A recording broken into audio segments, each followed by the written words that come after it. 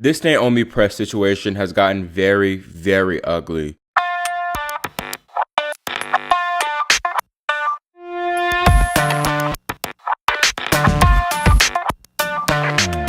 After 3 days of drama, Naomi Osaka has finally began her French Open campaign today, getting a solid 6-4, 7-6 win over Patricia Maria Tig. I was able to catch a bit of Naomi's match, and I thought that she played well and believe this was her best match on clay this season thus far. She seemed to be a lot more comfortable on the surface and incorporated more angles too, which is always a good play. Naomi is scheduled to play Anna Bogdan next on Wednesday. That is if the Japanese woman is allowed to play. Yes, you heard me right, because the French Open organizers have actually threatened Naomi in a recent statement. On top of fining her $15,000 today for not doing her post-match press conference, the FFT revealed that Naomi could face an increase in fines plus possible default from the tournament. I'll just read you their entire statement, which has been crafted on behalf of all 4 slams. Naomi Osaka announced last Wednesday on social media that she will not participate in the mandatory interviews at Roland Garros 2021. Following this announcement, the Roland Garros teams asked her to reconsider her position and tried unsuccessfully to speak with her to check on her well-being, understand the specifics of her issue, and what might be done to address it on site. Following the lack of engagement by Naomi Osaka, the Australian Open, Roland Garros, Wimbledon, and the US Open jointly wrote to her to check on her well-being and offer support, underline their commitment to all athletes' well-being, and suggest dialogue on the issues. She was also reminded of her obligations, the consequences of not meeting them, and that rules should be equally applied to all players. Naomi Osaka today chose not to honor her contractual media obligations. The Roland Garros referee has therefore issued her a $15,000 fine in keeping with Article 3 of the Code of Conduct. The mental health of players competing in our tournaments and on the tours is of the utmost importance to the Grand Slams. We individually and collectively have significant resources dedicated to player well-being. In order to continue to improve, however, we need engagement from the players to understand their perspectives and find ways to improve their experiences. Every year, we seek to deliver better experiences to our fans, our players, and our people, and we have a long and successful track record and achievement on this count. A core element of the Grand Slam regulations is the responsibility of players to engage with the media, whatever the result of their match, a responsibility which players take for the benefit of the sport, the fans, and for themselves.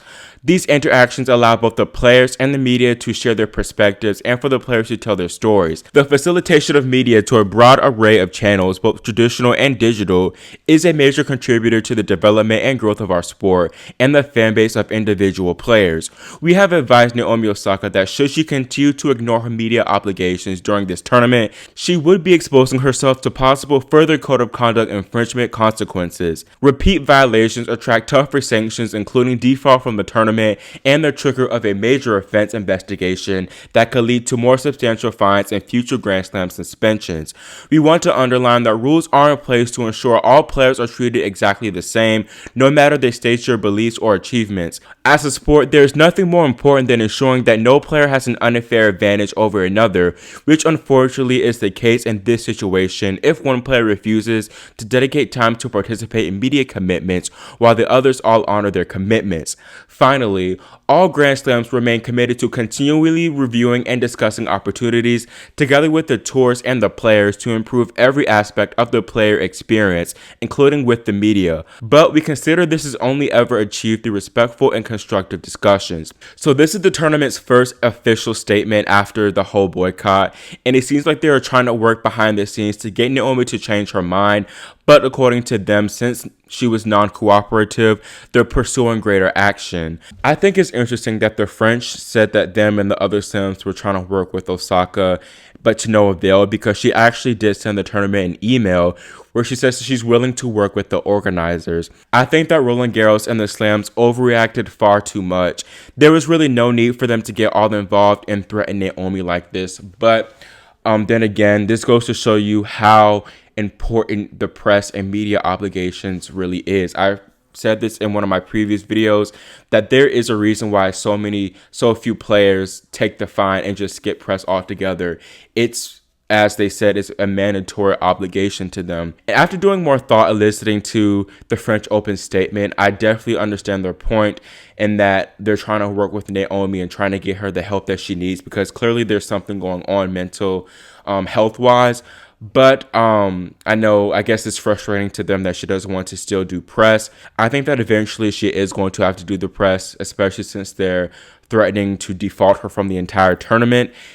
If she does do the press, I think that she'll likely give a Marshawn Lynch response where she's like, I'm just here so I won't get fined. I'm just here so I won't be defaulted from the tournament. Or she might just continue to stand for her beliefs and just not play the tournament and take the default.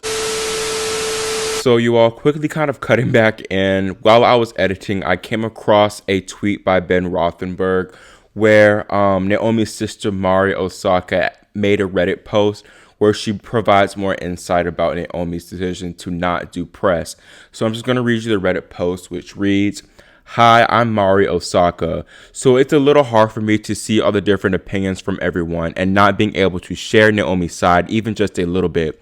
She sucks at explaining her actions most of the time, and she's playing a Grand Slam, so there's even less of a chance that she would take her time to dwell and explain something that she doesn't want to even think about.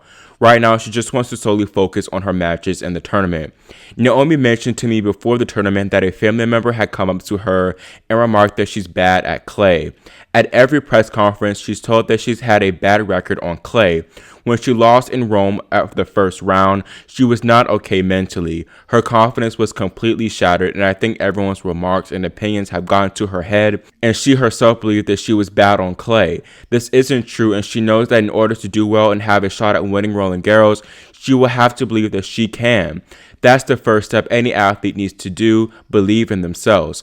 So her solution was to block everything out. No talking to people who are going to put doubt in her mind. She's protecting her mind, hence why it's called mental health. So many people are pricky on this term, thinking you need to have depression or have some type of disorder to be able to use the term mental health.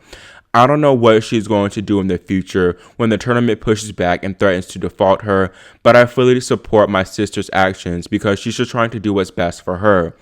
Tennis players don't get paid to do press conferences. They only get paid when they win matches. There's the argument that she can afford to skip while others can't.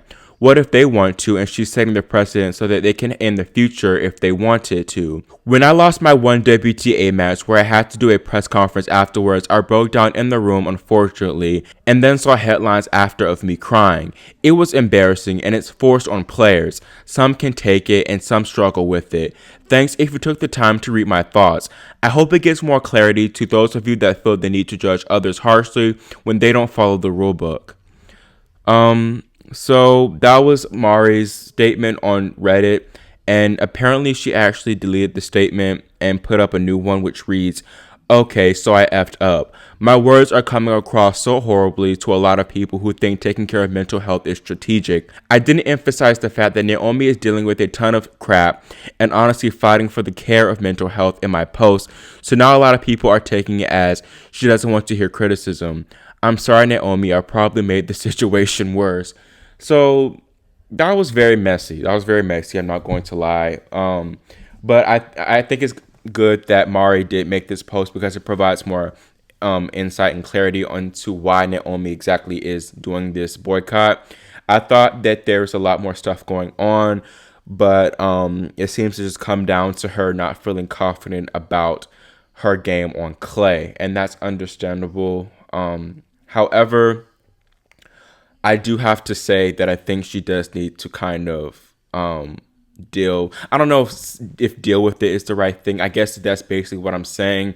But I think that she should try to work with the tournament and maybe get a sports psychologist to deal with it. She can have the moderator say, hey, please don't ask them questions about like my overall performance on clay and them doubting me because I don't like feel comfortable, because it's going to further mess up my mental health.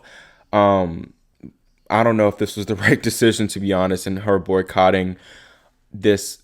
It's just, I feel like it's just become this entire big mess when it didn't really have to be. I think that what, despite Mari said in her deleted post, Naomi deals with criticism quite harshly. In the past, she has been known to block people who have said negative things about her, like actually looking for things and blocking people on Twitter. she's just that type of person. She seems to be very like self-conscious and self-aware and a little bit insecure, and that's perfectly okay. That's who she is. And I'm not going to say that she needs to change herself in any way. However, I think that especially in this case of the player of the tournament threatening to default her, and apparently they said that they tried to cooperate with her and she's not cooperating, she needs to do something. She needs to do something. I don't think that Mari made her look any better at all. I think it makes her look worse. So yeah, those are my thoughts about Mari's statements and Naomi's reasonings for this whole stance. I hope basically that everything works itself out and back to the regularly scheduled program. I feel like they're trying to make an example out of Naomi because I previously mentioned that since Naomi's doing this, some other players might follow in her lead and just take the press with a disregard. So I feel like there's definitely some type of like politics in play where they're going to be like, this player's threatening our authority. We're going to make sure we bring down the hammer on her in particular, and we're going to take out all the stops to make sure that nobody else does this, including Naomi herself. Now, this is very interesting because as many other people on Twitter have noted, there was none of this energy towards these players, these ATP players who have been accused of domestic abuse and arrested for domestic abuse. None of the slams came out. Instead, one player said that she wasn't going to do press, and their slams are all up in arms. I think that's very interesting and shows you where the priorities land. Now, I don't think that the tournaments are bluffing either. They definitely very well could default Naomi. The French Open could default Naomi in this event if she continues to not speak with the press. Now, Osaka did seem to tweet a subliminal message about everyone criticizing her, where she says, "Anger is a lack of understanding. Change makes people uncomfortable." I'm already tired of this. I'm just ready for it to be over. It seems like it won't be over anytime soon, but I'm just ready for it to be done. Even Sasha Zverev referenced it when he was late for the coin toss in his match today, saying, "You know how Naomi said you can find her for every single match she isn't at the press? You can find me for every single match being late." Unfortunately, this is still a developing story, so I'll talk more about it probably very soon. So that is it for this video. I was originally going to include my thoughts about day one action with this video, but after I saw Mari's statement, I realized that this video is going to be very, very long and just talking about Naomi for like 12 minutes straight. So I want to just give the tennis its space in its own like video, a spotlight, and not just cloud a 20-minute video and making it like a 2/3 Naomi Osaka. So that is it for this video. Make sure you give your thoughts about both Naomi's being threatened by the French Open and Mari's statement, which I think makes Naomi look even worse. By the way, make sure to leave your thoughts about those things in the comment section below.